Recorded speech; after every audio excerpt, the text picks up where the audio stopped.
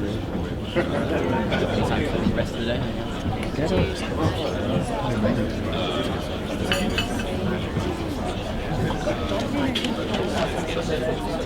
Oh, wow, beautiful.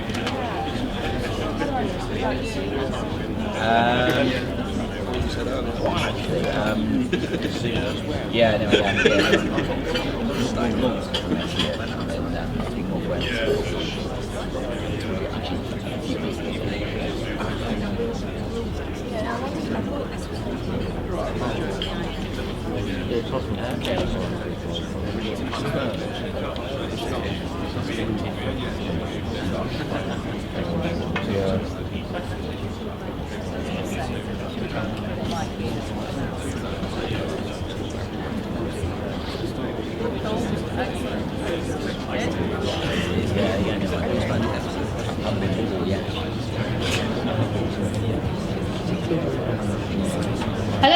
Hello, and welcome to this Freer event in the Think Tent. I'm Rebecca Lowe, I'm the Director of Freer, which is a political initiative based at the IEA, where I'm also a research fellow. Many thanks to all of you for joining us. So great to hear, and particular thanks to our special guest of the day. Really delighted to be here with the Uber riding, Deliveroo eating, Airbnb-ing, ASOS wearing, donut loving, social media winning, chief disruptor and grand freedom fighter herself, Right Honourable Liz Truss. Well, thank you for that. I'm not sure how I can live up to that billing, but I'm delighted. Yeah.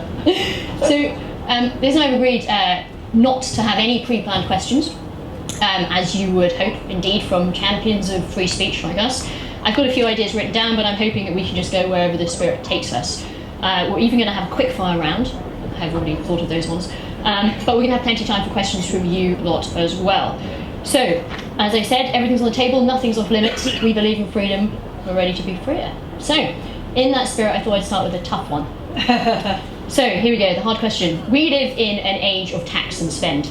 I think that's increasingly clear. I mean, we can have the stats if we want. I'm sure we get onto them in a moment. Highest tax burden in 50 years, public spending over 40% of GDP, promises of money here, money there, money sought almost everywhere. But you, Liz, are a big fan of lower taxes and lower spending.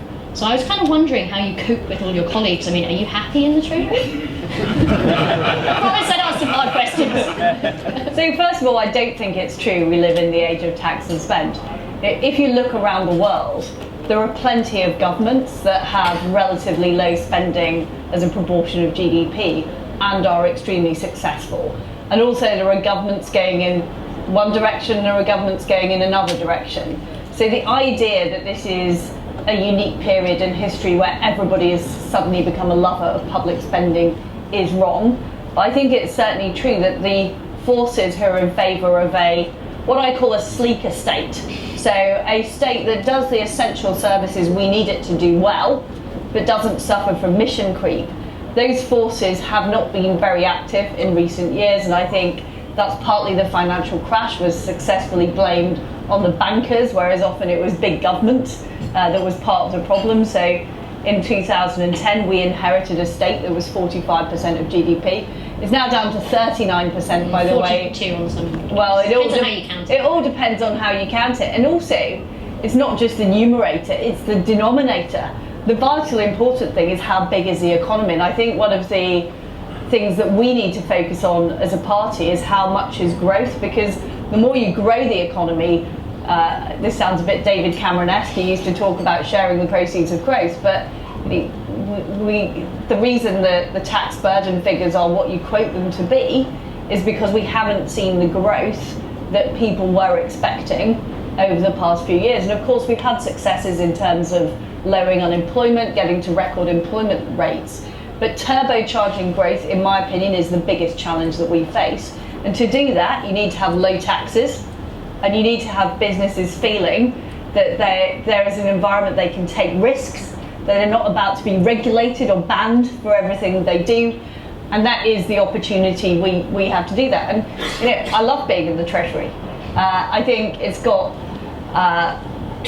some of the most free market civil servants in the government. Some people might say that's a low bar, but it's got some of the most free market civil servants, and also, there is a real belief there in fiscal responsibility, and that is exciting.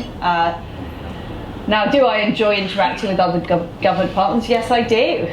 Every day I say no is a day when the public sector doesn't grow and public spending's under control. And I'm always thinking, it's not just about, do we want to spend extra money on X or Y? And people would always highlight health, education, defence. But it's all those other things. So what about, for example, the stuff that Vince Cable came up with when he was at Bayes, or Ed Davey designed in DEC? Some of those legacies are still hanging around, and my aim as Chief Secretary is to not just look at the big budgets, but also look at the things that are hiding in cupboards, the legacies of previous people who we might not agree with, that can be dealt with. So talking about some of those aims, I mean, if we go back to sort of the headline figures about sort of tax burden, I mean, you talk about wanting to increase growth and the need to decrease taxation. I think it's probably around about growth maximising share of GDP is something like 20%. Is this classic thing isn't there, and then welfare maximising is more like 30%, and like maximum sustainable limit is something like 35, 37. And we can argue all day about these figures, and I completely agree that headline figures often hide underlying stories. But I mean, do you have an aim of getting down to 20%? I mean, that's. So I think we should be on a downward trajectory. Yeah. I think that's important, and I think that's what people expect. I mean, people talk about the Brexit vote, and the main rationale was that people wanted to take back control, and they didn't want to take back control from Brussels just to have more government at Westminster. Totally. That is not the aim of what people want, and I think there are some people with a mistaken analysis out there who suggest that there are some parts of the country who are left behind, therefore they need more state intervention. I think quite the opposite. I think people want the freedom to succeed. I think ideas like free ports as we leave the European Union are really exciting. Ideas like free zones, which essentially Canary Wharf was, where you give local areas more power over what's happening rather than central government getting bigger. So I think it's a good aim to have, to continue to reduce the share as a proportion of GDP of government, because every pound we take is a pound that you can't spend on a outfit from Primark or a Uber journey or whatever else you want to spend your money on. Yeah, that's a good point. Really like what you say about this idea of taking back control and moving Westminster central, this stuff. I mean, if we keep on just tax for a second, I mean, the UK is a famous outlier in terms of sort of centralised fiscal policy we have. I mean, I think the latest sort of OECD stuff says it's sort of like 5% is raised locally. I'm actually quite convinced that that's still true, because obviously there have been changes in Scotland. Also, they sort of take tax autonomy as one of their filters, and with the changes with council tax, which is kind of technically still the only locally raised tax, a lot of that autonomy's gone away. There's now sort of centralised control about limits and things. I mean, presumably that's a direction you'd like to move in, to move Definitely. away from that centralisation. I'm constantly doing media interviews where there's the accusation that local government budgets have been cut. In fact, what's happened is much more of the money spent locally is raised locally. And that's right. When we came into government, almost all the money that was spent locally was from a central government grant. And you have no incentive, if you're a local council leader, to be accountable to your electorate or spend money wisely if it's just a question of, are you getting more money relative to a different local authority? And, I'm a big supporter of devolution. We've now got a West Midlands mayor, a Manchester mayor, Teesside mayor. I would like to see that shape into something that is deeply accountable, rather than it being a question of what can you bid for from central government. It should be, can you raise that money locally? Yeah. How do you finance those projects? And you've got to be accountable to local electors in terms of what you deliver. I think it's still quite a lot to be done, though, isn't there? Because a lot of the sort of spending promises in terms of, sort of city deal stuff and Manchester, wherever it is, being allowed to have more control over their spending, there's still a pretty serious decoupling. And certainly I think the economic literature suggests that if you have revenue raising power and spending power, that's a great way to increase your economic growth. But if you decouple those things, not so much, right? And to my mind, there's a massive amount needs to be done in terms of just giving local areas their power to raise revenue, not least just in terms of them having some autonomy. People in the local area feeling as if they're actually, there's actual. I agree with that, but it's very important that we don't have too many layers. and then totally it agree with becomes very unaccountable, and it becomes difficult to attribute what's happening to a particular layer. And also, you need to understand exactly what services those local authorities are providing. So, for example, in the US, I've just been over there, and federal government tries to interfere with what states do, and you federal end up government with... often is the least good example of localised stuff. I mean, often these countries, America, Australia, are great examples. They have federal level, but they have very little genuine localisation, right? I agree. Good. I'm glad we agree. That's great. Okay, well, let's move on from tax. I have a more kind of fundamental, basic question. So, you're a freedom fighter. This is the line we all know. I was wondering when this began. Were you a rebel as a child, as a teenager? What was your... So I've always hated being told what to do from a very, very early age. And my parents were... My mother is a bit like that as well. She's a traditional rebel. She had parents who were more conservative, but she joined the CND and took me on protest marches. So I suppose it's just the continued contrariness of the family that's come into play. But I had a feeling when I was growing up that a lot of the people around me were pigeonholed and earmarked as to what they were going to do in the future. And that's one of my frustrations with Britain. I think it's a place where people get pigeonholed and labelled. You're a woman, so this is what you're like, or this is the kind of thing you're expected to do. Yes, you're from this place, so this type of education isn't suitable for you. And being I'm not just a freedom fighter. I actively object to being pigeonholed and labelled. And I think we do that too much to people. And that's what made me interested in the politics of freedom. And what I hadn't realised, I think, growing up, because you rely on your parents' money, is how vitally important economic freedom is to that. Because if you don't have control of your own money, if it's somebody else deciding how your money is spent, you do not have real freedom. You can't shape your own life. So that is why I gradually moved towards the Conservative Party. But I confess that as I was a teenager, didn't really know any Conservatives, lived in quite a sort of public sector area, went to a school with quite a lot of lefty teachers. So it was only when I went to university and met some Tories that I began to think they might be all right. Because I'm totally with you on not liking being trolled. In fact, I've now realised that the greatest perk of being Chief Secretary of the Treasury is that you don't have to wear a lanyard. Well, I keep the lanyard somewhere. All of these, the lanyard somewhere. This top-down control, these uniforms, these this is institutional. Okay, so you became a Conservative. I often wonder. You see, this is certainly something we think a lot about with Freer. These kind of countering movements, if you want to call them movements, and we might think, oh, we're liberals. We might not like these labels. But often there's a tension, isn't there, between what people see as being conservatism and people see as being liberalism. I like to balance that by thinking, well, conservatism isn't, it's more responsive, it's not ideological, it's something which responds, and therefore the Conservative Party at certain times is more paternalistic, certain times more classically liberal, whereas liberalism is something that's based on some ideals, fundamental. So I think that works for me. I wouldn't call myself a conservative, I would call myself I don't really. But I think it's a fundamental mistake for us to pitch ourselves. So Jeremy Corbyn is fighting an ideological fight. He is a dyed-in-the-wool socialist. He literally wants to appropriate property, have it controlled by the state, sees people not as individuals with potential, but rather as part of an identity group or a affiliation. That is the way he sees the world. And some Tories think that we should argue against that by saying we're pragmatists. We do what works. We want to work with the way society actually is rather than the way it should be. I don't necessarily agree with that line of attack. I think we have to talk about ideas as well. And what I believe fundamentally is in the power of individuals, families, human relationships to shape the world, and giving those people the power to decide their own destiny, to have that self-determination and personal freedom. And I think we need to argue from the point of view of ideas, because I think when we get into this idea that they're a bunch of ideologues and we're pragmatists, there are attractive things about ideas and ideology. It's why people attend rallies and get excited. And we need that kind of movement within the Conservative Party. I'm a big fan of Nigel Lawson, and I know you've probably all read The View from Number 11, which I think is one of the best books about economics ever written.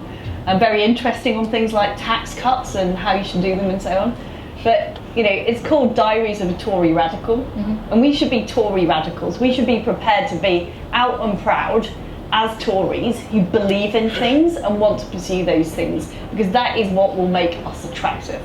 It's also, I think it's very hard to kind of clarify and justify what your policies are if you don't have any ideas underpinning them. We get a kind of technocratic state, and certainly, to my mind, one of the reasons Jeremy Corbyn has been so successful is because the Labour Party drift into the centre. They've been sort of following sort of centrists. That's not necessarily always a very good term, but there wasn't really much space. I think about my friends who are kind of, even the kind of centre-left people with whom I share some views about some stuff. I think they felt as if there wasn't really anything that they anything tangible, anything that they really agreed with, that they could vote for. They were just voting for this blob in the middle. Then this extremist guy comes along. I mean, extremist in the sense of more extreme views rather than literally a political extremist. And they're like, okay, well, maybe we're not as far left as him, but we're going to go for that, right? And that's partly because there's a lacking sense of clarification and justification in policy. Absolutely, and I think there's also the advantage Jeremy Corbyn has is he's never been in government. He's never been anywhere near government, and government sucks you in like a vortex. You become a technocrat. And it's easy to do. I know in multiple government departments you get legal advice, you're told what you can and can't say, you have PR people and press people, and there's a massive kind of incentive to work with the system of government. And what people have said, I think, certainly when I've met people across the country and what they've said through the various elections and votes we've had, is actually we don't really want that big technocratic state. We are interested in a shake-up, and we are at a disadvantage in one sense in being in government, of having been in government for 8 years, of having to make a lot of decisions which were as a result of the financial crash and because of the terrible state we were left. Things like the welfare system. I think we've done a very good job with the welfare tax, universal credit, moving that around, but you create baggage. And Corbyn is a kind of baggage-free character, and I think we need a mindset shift within the Conservative Party, almost thinking that both while we're in government, we also need to be reinventing ourselves, and we need to be thinking differently about things. And I think one of the great things about this conference has been the number of younger members coming along with new ideas, and I just encourage people to say what they think more, because I think a party that debates things is exciting. And a party that just says, yeah, we all agree about everything, everything's fine, let's all go home and spout the party line. That is not a party that is going to be successful in the type of election we're about to have. We're about to have an election which is partly about growth, and that is the number one thing we've got to do, is drive up economic growth. If people feel better off and they think their prospects are going to be better in the future, they're going to vote Conservative.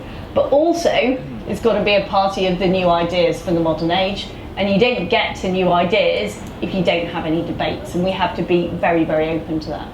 Totally agree. I mean, this point about debate seems all the more key when we're having these questions about free speech. Interested to know what your thoughts are. I mean, there's sort of two competing ideas about the one is that our universities have gone from being, I think there's this Jonathan Haidt line recently, wasn't there? The students have gone from being activists on the front line to hugging safety dogs called Molly or something. I mean, do you think, my view about this tends to be slightly more nuanced. I think occasionally we get cross wires about this stuff, so people say X university is tramping down on free speech, whereas actually it's a set of students within that, or it's a college, or it's a student union. And similarly, I think some of these issues are not genuine, they're probably worrying, but they're not genuinely issues of free speech. So for instance, not every society has an obligation to invite every one of the X billion people in the world to speak, but if they rescind an invitation, that's worrying. So what do you think? I'd be really interested to know fundamentally, do you think, are you one of these people who agrees with kind of the John Stuart Mill line, is it all about physical harm and incitement to violence, or what about sort of more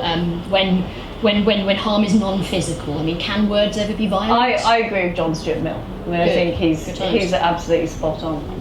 He's not always that clear. I mean, he wrote a big book and said a lot of stuff, and he's got good stuff about if you're outside. But I think that's right. House. But I don't also buy this idea that universities have suddenly become these politically correct institutions. I was at university in the 1990s. There were the same kind of arguments going on there. There were the same time of left-wingers trying to ban speakers from university, trying to censure people for saying anything that wasn't politically correct. I mean, what was worrying, I found, in the New Labour period is a lot of those people ended up in the government. So you got more of that atmosphere across the board. And I think one of the reactions we've seen recently is a reaction against political correctness in that broader sense. The feeling that I have things which I think, but I'm not prepared to say out loud. And people feel self-censured. And when people feel self-censured, I think they get angrier. So there's a lot of chat about how we've got too much populism now and we need to calm things down. But the choice is populism, people saying what they think and being offensive, or what we had before, which is people feeling completely disempowered, completely disengaged in the political debate. And I prefer the former to the latter. I think it's the reason we've got populism is some of the things that are being advocated are popular, and we're in a democracy, and that means actually understanding what people want out of life, what they want to say, and allowing that to happen. It's interesting. Something you said earlier, you said economic growth is the number one priority.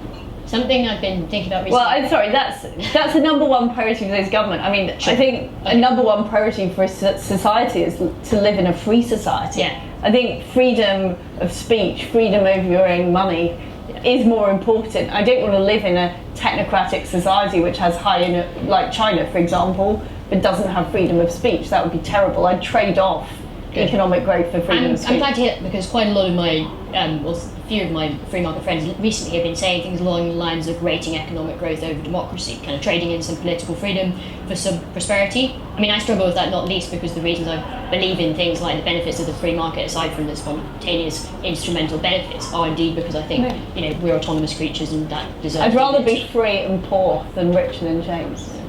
That's a good line. Now, talking about people who have good lines, you mentioned Nigel Lawson, being a bit of a fan of him. Which reminds me, there's this good line, I think it was Paul Keating, the kind of visionary left-wing Australian Prime Minister. He said, I think once, that the only political heroes are on the left. I was wondering if you agree with that and who your political heroes are.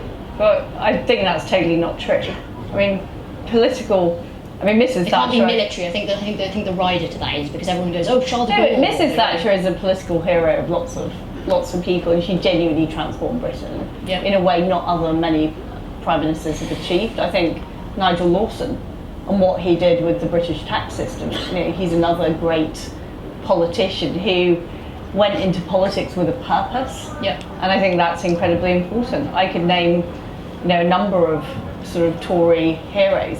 What I think is really interesting about what happened in the 80s though is that you had a build-up of the ideas beforehand. So sometimes we kind of lionise leaders, and at this Tory party conference you'll hear lots about, is X or Y the next leader, is X or Y, is this a leadership speech, blah, blah, blah. But what was really important about the 1980s revolution is there were people arguing from the early 70s that we were going in the wrong direction, that the idea of kowtowing to trade union power, giving in on things like prices and incomes policies, having a big government approach, subsidising industry. People were arguing that was wrong, and it was those people, there were lots of unsung heroes, Keith Joseph for example, who did an awful lot to advance the cause. So I think the ideas and the direction of ideas is the most important thing, and the people, yes, they help propel it, but we've got too much, I think, into this who's going to be a future leader debate rather than what should we believe in as a party. It's interesting. I'm keen to get on to Brexit and some other things in a moment, but I've got another sort of more freedom-based question first, which is that so ordered society needs limits on freedom unless you're an anarchist. We talk quite a lot about wanting to be more free. I veer towards anarchy sometimes. Oh, well, that's good to know. Well, in that case, you'll definitely know the answer to my question, because I was going to say if this... I want to foment a revolution. It's just not the type John McDonnell has in mind. I'd like to see you guys fight it out over this. I think this would be so if kind of that kind of an anarchical raw freedom is doing whatever you want, whenever you want, wherever you want, I was wondering if you could think of a case in point where we should be limited. Well, clearly, causing physical harm to other people. There are lots of examples of where one person's freedom can restrict another person's, and John Stuart Mill is very good on this. Do you think we should? But I don't think we're at that point. I think we're at the point at the moment where people often feel too restricted. Yeah. So, for example, I think in terms of regulations on businesses, we've seen a build-up over the years. I think one example I'd use is utility regulation. We've got all these different utility regulators. They go into immense detail. I'd like to see a single regulator so you can have more free competition and just focus on the key economic regulation of monopolies rather than the infinitesimal detail they go into, because I think that's actually restricted the freedom of companies doing things in that space. So that's, I mean, there are lots of different examples you give, but I think often if you don't actively fight for freedom, there are forces that are going to say, well, if something's gone wrong, this thing can never happen again, let's put in a law or a regulation to stop that. And before you know it, you've built up a kind of fudge of treacle, that's not quite work as a fudgy kind of thing that people have to battle through. Yeah. And people don't feel free.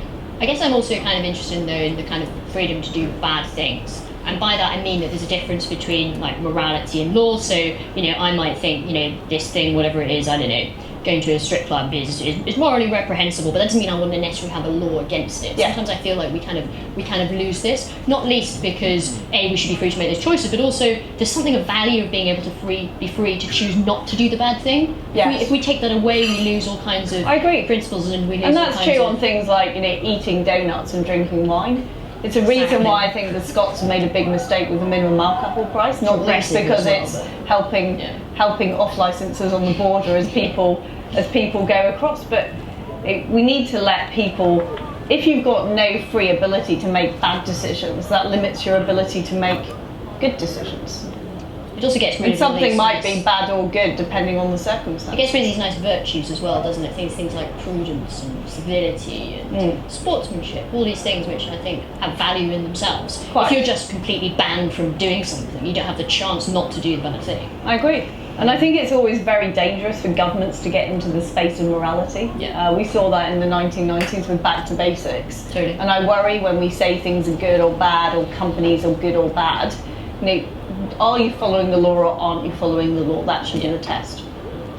Sometimes the law isn't right though, right? I mean, sometimes you might want to rail against the law. True. Although I'm not a supporter of direct action, I'm not going to... Okay. You may be differing from John McDonnell in your revolutionary tendencies. I am, but I don't know if he's actually done any direct action, he just talks about it. That's exactly. It's all talk and no...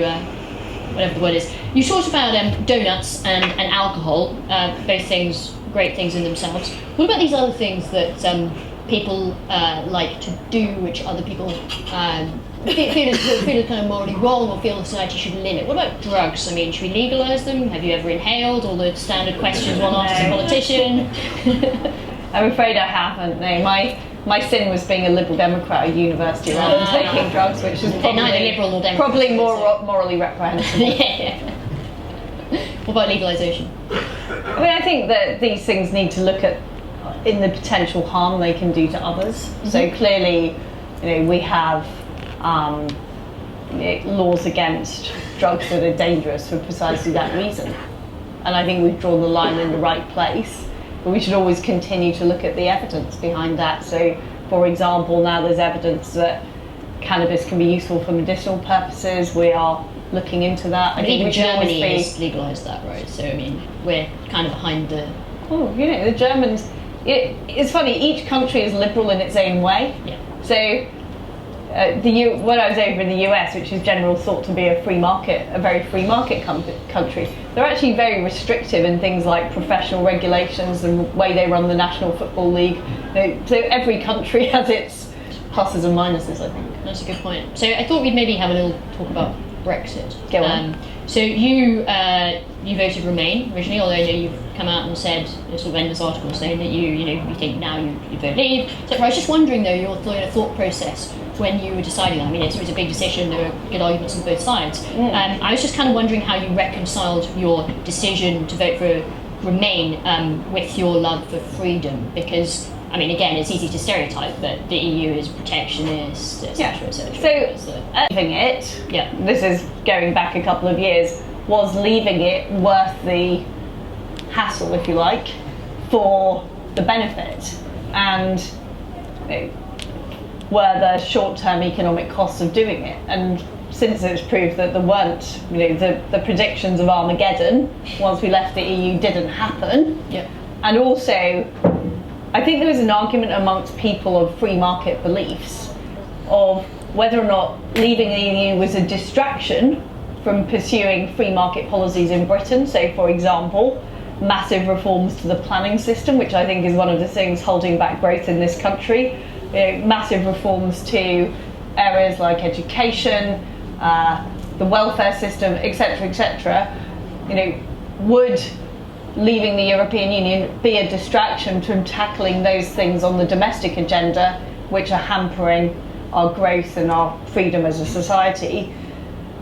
And I think since the vote, because the vote was such a vote for a shake-up, I think that actually might. I've slightly changed my mind in that I think that Brexit might be an accelerator of some of those things happening. And what next year gives us, 2019, is the opportunity for a kind of day zero approach. We've got the spending review taking place next year, which will set the spending from 2020 to 2023. We can really look afresh at how do we regulate our economy, what do we do about utilities, could we have a Japanese-style train and track railway system? I've advocated things like raising the speed limit, having free ports. So I think that given that we've made this decision, let's use it to do something really exciting and reshape the British economy and the British state for the 22nd century. So I suppose that my thought before the referendum was Brexit could be a distraction from that. Yeah. But now I do see it as a way of making those things happen, which is what I really care about. It's what I went into politics for. Sure. I guess that leads us on to a natural question, which is, if we were to stick, and by we I mean, if Britain were to stick with the Chequers arrangement and the EU were to accept that, I'm kind of dubious about whether either of those things will happen. Would the terms of Chequers allow us to make the most of the new freedoms we're going to gain as we take back control? Well, the devil's in the detail, of course, and that's still being worked out. I think inevitably there's going to be a period of disentanglement, and that has been spelt out in Chequers. My view, though, is that no parliament can bind its successor, and future parliaments with bigger majorities than we've got at the moment, and that's our other problem in terms of getting through bold changes. Future parliaments with bigger majorities would be able to diverge from that and be able to do those things anew. But as I've said, a lot of the things that we do need to change about Britain, we can do now. They don't require leaving the European Union.